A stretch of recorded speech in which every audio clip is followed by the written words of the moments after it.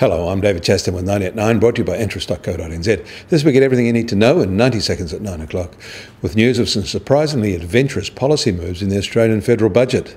Their government will impose $23 billion in tax hikes on banks and foreign investors in a bid to reset the budget. For that money, they've announced a 10-year nation-building program that is set to create tens of thousands of construction and support jobs in a range of major projects. Firstly, a new $5.3 billion new company to build and operate a second airport in Sydney by 2026 will be a fully federal project.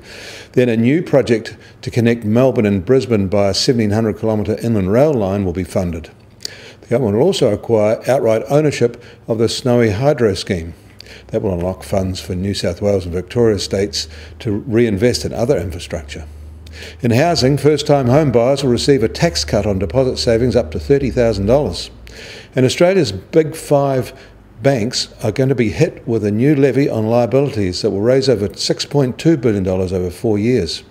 From July the 1st, ANZ, Westpac, National Australia Bank, Commonwealth Bank and Macquarie will face a 6 basis points levy on customer deposits above $250,000, on corporate bonds, commercial paper, CDs and Tier 2 capital instruments. And a new body, the Australian Financial Complaints Authority, will be tasked with resolving disputes with customers and their bank, and banks will face fines of as much as $200 million for misconduct. And finally, developers there will be barred from selling more than 50% of any new residential project to foreign investors. The government will also introduce a so-called ghost house tax of $5,000 on foreign investors who fail to occupy or lease a property for at least 6 months of the year. Elsewhere in the world, the focus is back on H&A Group and its shady, opaque ownership.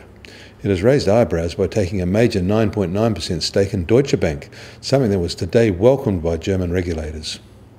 In New York, the US Treasury 10-year yield has risen yet again and is now 2.41%. And the VIX volatility index is settling in comfortably below 10, indicating fear is low in markets these days. In addition, the Australasian investment-grade corporate debt CDS spreads have fallen to their lowest level since late 2007.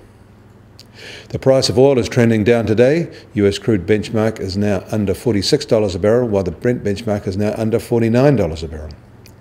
There's the same story for gold, but it is down more sharply and now at $1,214 an ounce.